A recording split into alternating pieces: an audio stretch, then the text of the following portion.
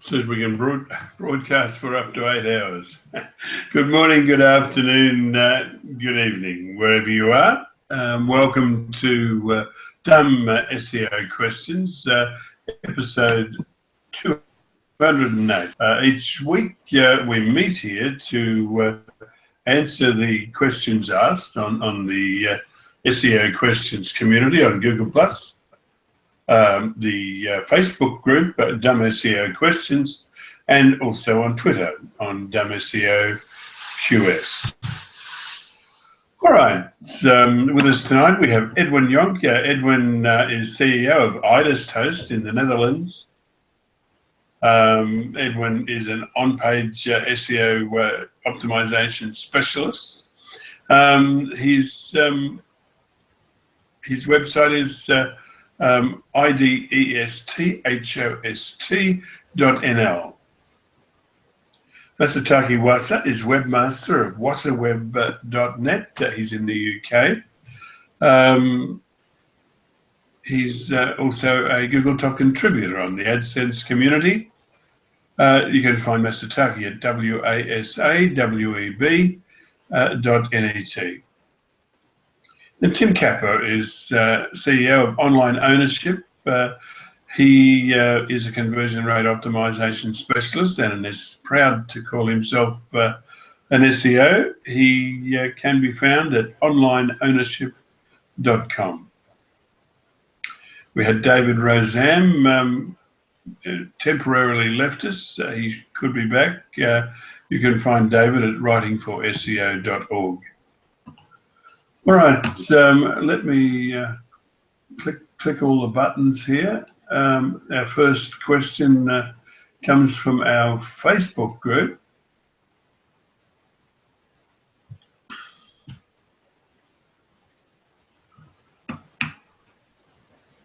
Neil Cheeseman asked a question titled Internal Linking to Relevant Pages.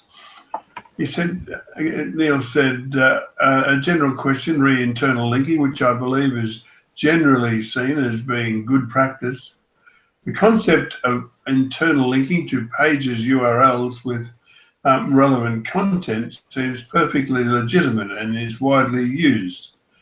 But what about the use of keywords or key phrases linking back to the home page? Just as acceptable?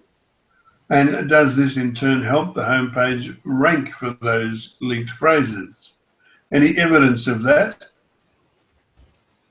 What is acceptable linking and what might be considered spamming?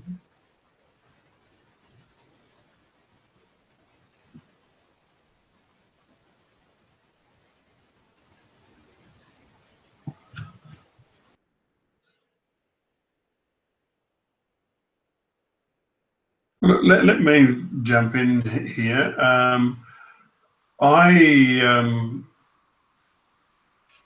Basically, if you had a hand in the creation of the link, it's not real. It's got to be considered suboptimal. Linking is something that you earn rather than something that you control. Well, I think he's talking about application. Internal linking. So, I mean, you're going to have, for example, you might have some quick links in your footer which aren't in your actual header. So, like you would have your normal business things like about us, contact us, location, things like that. Obviously, you've got your top line navigation, which may be your categories, your products, etc. Internal linking, when, for example, you're on an article or a particular product, it's perfectly acceptable to say, if you're talking about pink fluffy elephants, and then you say, view our blue fluffy elephants.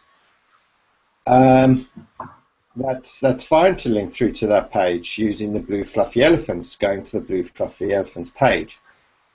Spamming tends to become internal spamming, when, for example, you start trying to optimize for different things, like cheap blue fluffy elephants and the best blue fluffy elephants, you know, in some content somewhere that you link to that page. Because, you know, ordinarily it's, you know, if it appears natural, yeah, that's fine. But if all of a sudden, you know, there's these weird, like, links somewhere all over the place saying the best cheap blue fluffy elephants, and all of a sudden, you know, you've got these links which don't actually make sense on a particular page, then, you know, then it's going to be, you know, just it's viewed weird. You also get the things where they can also be considered sort of like, I know it's internal linking, but it also can be like crossed between doorway pages, where you see those footers full of every single kind of flipping location imaginable. So although it's a footer link, and although that link only appears kind of once, and it's just like for that location, it appears site-wide. And if those pages are pretty shitty and spammy, then it's like sort of internal linking versus doorway like spam. So it's not like just so I think the thing that you've got to keep in mind is if it's natural and it makes sense in either you're talking about a product description, a product category, or an article, something like that, and it makes sense to the reader to link to the other page, go for it. Because it helps Google also, you know, and other search engines to understand what you're actually talking about and what you're referencing.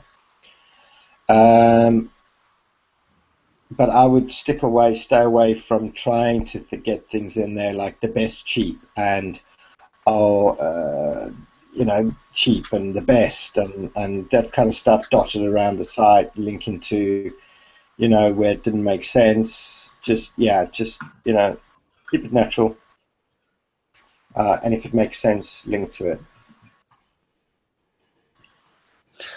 Yeah, and internal linking from the homepage also helps with the site links, right? If you link from your homepage, for example, to the About Us page, it's like more likely that the About Us will be in the site links, right? If you do a branded term, search for a branded term, you get those nice, what is it, 6, 8 site links, or beneath one line. Those links, if you link from the homepage to that particular page, it's more likely that it will be included in those particular site links.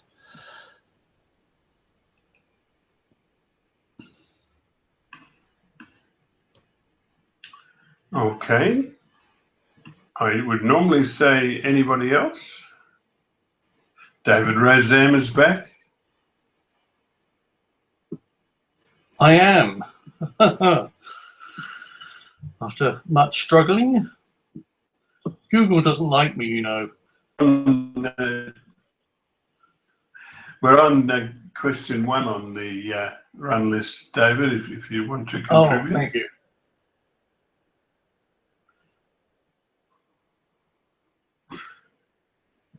We can afford to pause. We have only 3 questions tonight.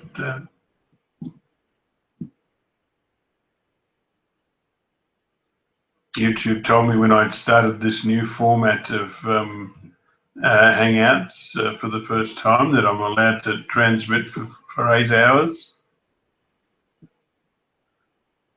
So we're going to have to go on at length. Not more than 8 hours, though. Yes, even I would find it a struggle to fill 8 hours. All right. Nothing else for this question?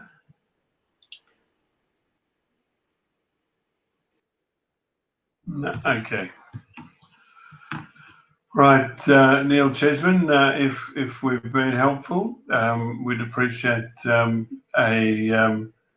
a look at some of the options that you have to demonstrate our helpfulness. All right, let's move on to the next. This is another one from Neil Cheeseman. It's a question titled "A Drop in Ranking Caused by Panda." Neil asked if a website's drop in ranking is caused by Panda, assuming that is the main or only reason for the ranking drop, how long for a recovery to be noticed once the thin content has been removed? Assuming that the thin content aspect is the cause, and is there another aspect to Panda?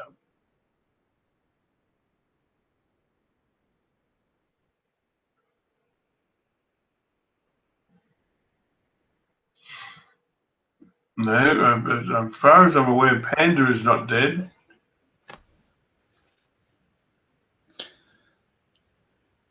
There are other aspects of Panda besides thin content, also duplicate content. So, for example, if you copy paste large portions from, let's say, Wikipedia, that can affect your ranking and the ranking of the site as a whole, right? Panda will drop the ranking for the whole site, not just only that particular page. So that's why Panda is quite aggressive.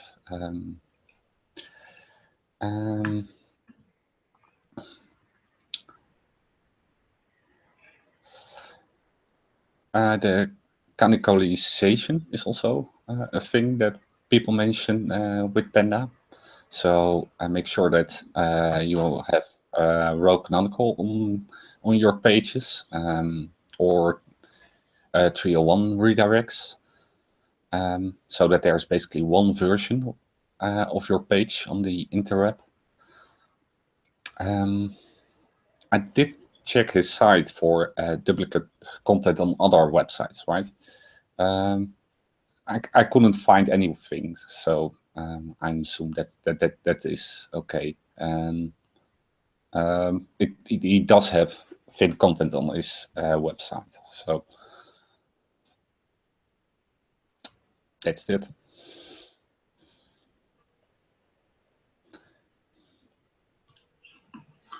Yeah. Now, Panda is an algorithmic penalty which runs constantly. I haven't had a site affected by Panda in the recent past, but when is recovery likely to be demonstrated, assuming that you tick all the boxes and do all the things necessary to bring it back online? Yeah, I'm not sure if Panda is run every day or is just, I don't know. I felt that I thought that it was baked in and Yeah, other than ordinary processes of the day. yeah, but it is a lot of work for Google to compare all the sites, and so I wouldn't be surprised if they run Panda at night, right? If the servers aren't being used that much, so that way there can be a delay in the recovery, right? Yeah, and Google will have to crawl the pages that are gone now, as is when they have to see that they're gone.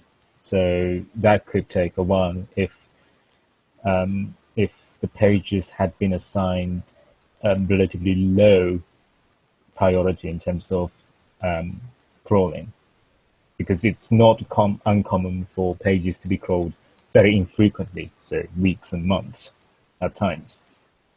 So that could obviously have repercussions into how long it may take for the recovery to take place. Yeah, that's a good point, Masataki. My gut feeling says at least 3 months, but I don't have a reference for that. Fair enough. Yeah, I suppose the answer would be it's not going to be immediate. Yeah, Or it's yeah, unlikely to be I think immediate. that's a fair answer indeed.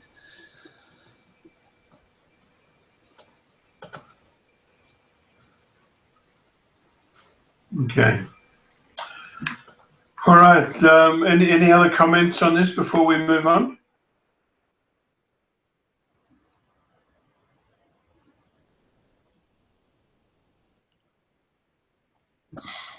Our good friend Niraj Pandey asked a question titled Redirects Count.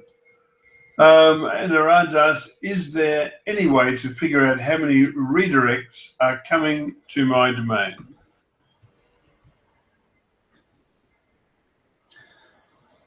Actually, that's a nice question, and I wasn't really happy with my answer on the community. So I did ask the panel what they think about this. Dave Elliott gave a great answer, but there is another thing that's in Google Search Console. Let me put it in English, if it says intermediate link, so you go to your Google Search Console, then you go to search traffic, then links to your site. And if you go through the links and you see via this intermediate link, then it is a redirect, if I understand it correct.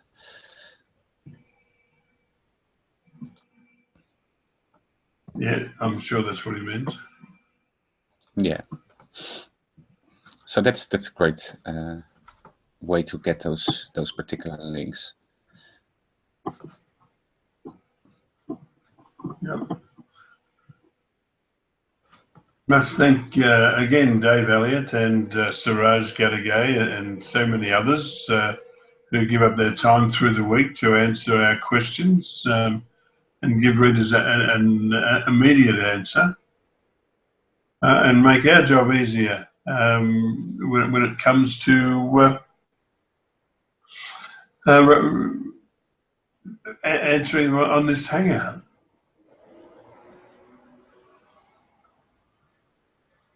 Yeah, and I like Dave Elliott's version. It's a little bit similar to mine, but instead of using the server logs, look at the majestic links or some other tool to grab links and crawled with Screaming Frog, and then you get the status codes, right? Mm-hmm. So that's a really smart answer. Yeah, certainly is. All right. Anything else? Do we have any other items of general business? I've got a feeling that is yes, that's right. It is that time again. Well, I don't have any watching right now, but I'm sure there will be later on, and we thank you for that. Your interest in what we do makes what we do worthwhile to us. At the same time next week to do this all again, but for now it's